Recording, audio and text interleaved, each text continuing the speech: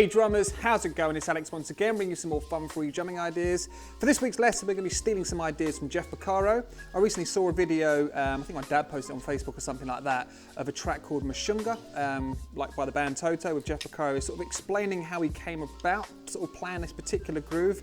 And I just thought it sounded really cool. It's very creative. It sort of utilizes a lot of the kit. Obviously my setup isn't quite as vast as what he's got, so we'll just be sort of like coming up with a nice little orchestration, sort of using some of the concepts taken from that groove.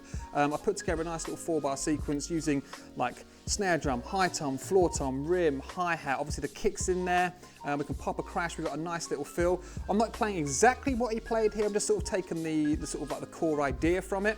I will be stealing the sort of like the main do-do-do-do-do-bap, a little rhythm he sticks in there, and there's a paradiddle diddle, which sounds really cool as well. Play between the floor tom, the rim and the hi-hat. You can play it with whatever voices you want, but I just really like this idea, and if you want to sort of like take this particular sort of concept, manipulate a tiny bit, then you can use it in some of your songs and really impress the audience and the other members of your band. So if you like what you saw in the intro and you want to give this bad boy a crack, stick around and I'll break it down. Here we go. Okay, so I think the best way to break it down, and much like he does when he was explaining it in this video I watched, we're going to start off with just sort of like the basic kick pattern, just going 1, 2, 3, 4. We're going to get the backbeat on beat 3. And we're going to start off with this little pattern which goes left, right, left, right, right, left. Okay, and that's going to go from the up of beat 1 up until beat 3, where that snare drum is going to land with the kick on beat 3 itself. Now, ignoring the kick for now, we're just going to play the little pattern which starts off with 3 notes up on the high tom. It's going to be left, right, left, and then right, right, left. Now, there's no gaps there, it's actually going to be one fluid motion. Okay, think of it as like you do like a little lead in with your left hand, and then after that you're going to play a paradiddle, right, left, right, right, and then you're going to finish with like the very first note of what would be your next paradiddle. So you can get this left, right, left, right, right, left paradiddle, left paradiddle, left. For counting it, it's on, it's on the up of beat 1, so it's like 2, E, and 3. The next thing we'll do is get those kicks underneath so we can learn the placement of that particular phrase. I'll go over it one more time. It's left, right, right down the floor tom, and then big crack, catch that rim on the snare drum. With the kicks going on underneath, it should sound like this. I'll do like a 4 kick counting, and then we'll start it. So we've got 1, 2, 3, 4, 1, and 2, and 3, 4, 1, and 2, and 3, 4. I'll slow that down. So we've got 1, 2, and 3, 4. So we've got 1, left, right, left, kick. So with regards to what's landing with the kick, we've got that second note of our little tom phrase, which should be your left, which should be your right hand following your left, right. So you've got a kick on that first right on the high tom, left, right, and then you're going to pop that snare drum on top of the kick afterwards. So one more time, I'll go nice and slow, then slowly start speeding it up. So we got 1, 2, and 3, 4, 1, 2, and 3, 4, 1, 2, and 3, 4, 1, 2, and 3, 4, 1, 2, and 3, 4. All right, so that is the first phrase you want to get down, and that's going to be consistent across each measure that we play. What's going to vary is what we play following that.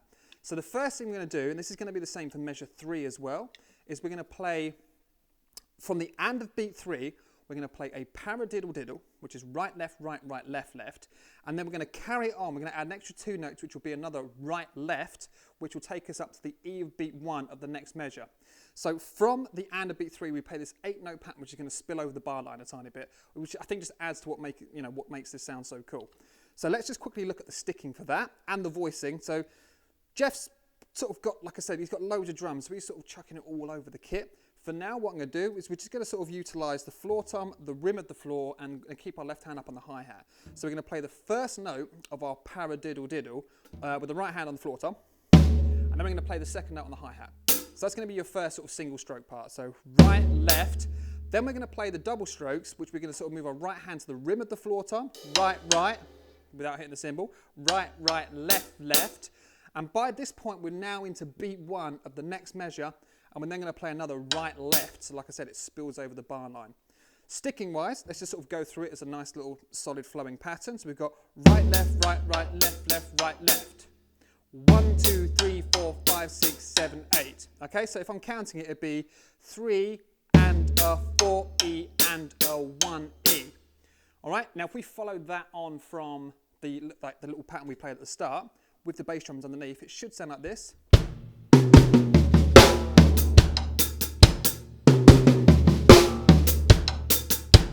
Okay, it's going to feel a little bit weird at first because obviously you're not starting any of these rhythms like that hand patterns like on the downbeat of any particular beat.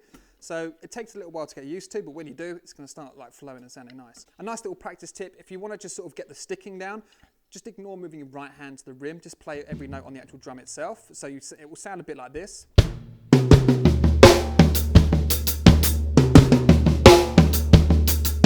If I'm counting, it'll be 1, a 2, and a 3, and a 4, and a 1E, a 2, and a 3, and a 4, and a 1E. Sticking, kick, left, right, left, right, right, left, right, left, right, right, left, left, right, left. All right, and that sounds pretty cool on its own.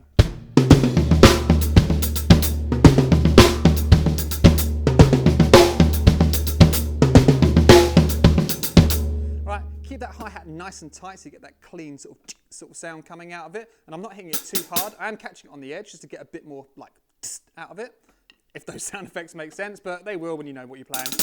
All right, so in terms of the actual voicing, all you're going to do is you're going to play the first note of that paradiddle diddle on the floor tom, and then after that, like as soon as you get to your double stroke, just stay on the rim from there onwards. So one more time around the whole pattern.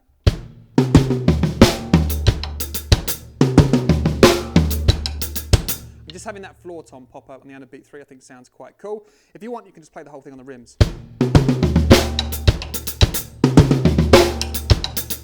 All right, you've got loads of options. Just once you've got the sticking down, just experiment, have a bit of fun with it. That's measure 1 and 3. That was right. The next thing we're going to do is look at measure 2, which is actually a little bit shorter. All we're going to do is we're going to cut things off at the end of the paradiddle diddle, but we're going to chuck in a little open hi-hat on the of beat 4, which will be with that second left hand. So this doesn't look like it's going to go up or down, so let's give it a little bit more. That'll do. So that should sound a bit like this. Okay, so towards the end, when you're lifting that hi-hat on the of beat 4, you want to close it for beat 1 so that your feet land at the same time for beat 1.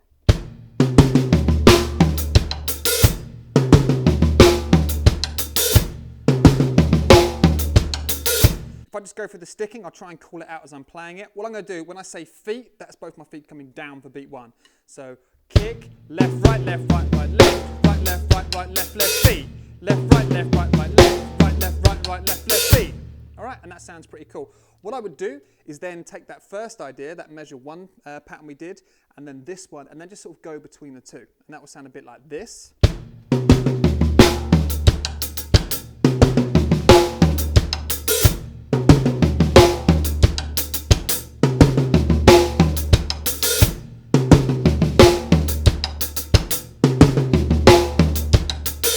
I like that. That sounds pretty cool.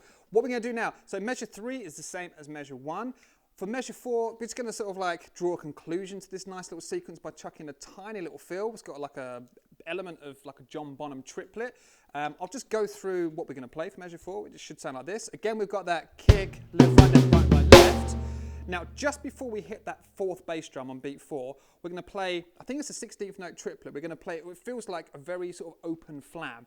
I'm going to play like leading into that kick. So that kick's going to stay in the same place. So it should sound like this. 1.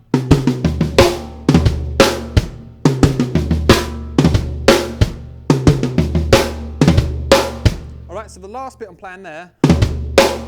So like 2 notes, like an open flam or like a 16th note triplet leading into beat 4. A 4, and then a snare drum on the end of beat 4, and then we're back to beat 1 on the next kick. So let's just loop that little idea around. 2, 3, 4, and 1. 2, 3, 4, and 1. 2, 3, 4, and 1. So with that one, I'm just hitting the left hand ever so slightly before the right. Okay, much like a Bonham triplet sort of idea. All right, and then obviously you've got that snare drum on the and a beat 4, and if you wanted to, you could pop a crash to sort of symbolise the start of the whole, 4-bar sequence starting again. Right, so let's go through each bar individually. So measure 1, we've got, and that was a little bit of measure 2. Measure 2. Measure 3 is the same as measure 1. And then for measure 4, we've got that little tiny fill at the end.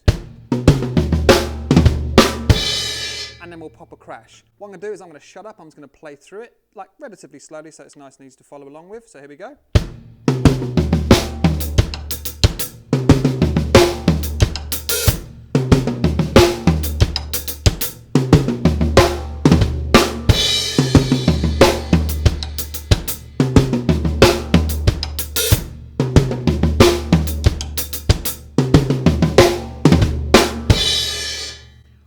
And again, it's not exactly what Jeff's playing in the song, because obviously he's got more drums, he's sort of chucking in some different stickings. What you can do if you wanted to, you don't have to play that right, left, right, right, left, left at the end. If you wanted to, you could just sort of go around the kit playing like right, left, right, left, right, left, which would sound like...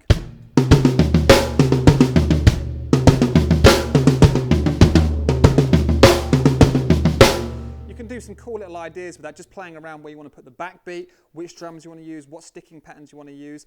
Like the core sort of like feel of it is going to come from having that backbeat on beat 3, giving it that sort of half-time feel. But like I said, it's just one of those really cool, it's a bit different, which is why I sort of latched onto it, and I'll be like, that's a really cool idea to teach. And like I said, if you sort of take this idea and you could put it into a song which sounds nothing like the original Toto song, no one's going to know, especially if you change it up a tiny bit, and it's just going to sound really great. So, that's pretty much everything there is to it. What I'll do is I'll pop up there and I'll play it like slow, medium and fast. It doesn't need to be ridiculously high tempos for this to sound really cool because it's so percussive and musical as it is. So I'm going to pop up there. I hope you enjoy it, and then I'll come and say goodbye. All right, here we go.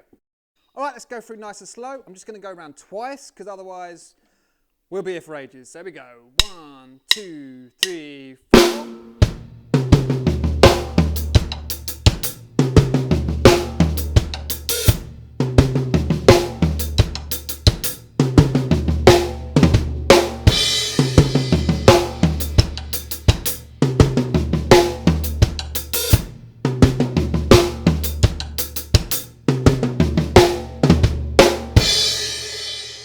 Go a little bit faster. 1, 2, 3, 4.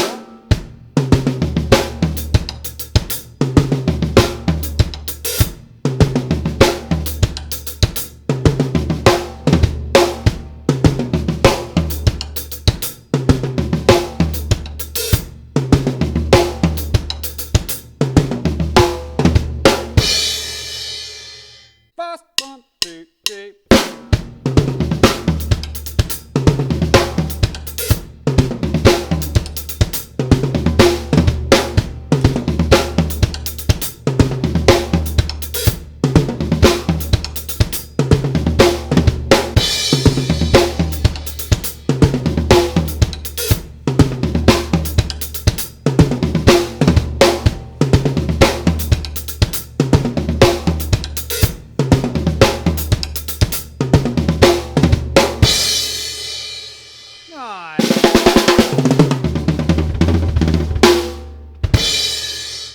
Alright guys, so there it is. I hope you enjoyed that lesson. Thank you very much for watching.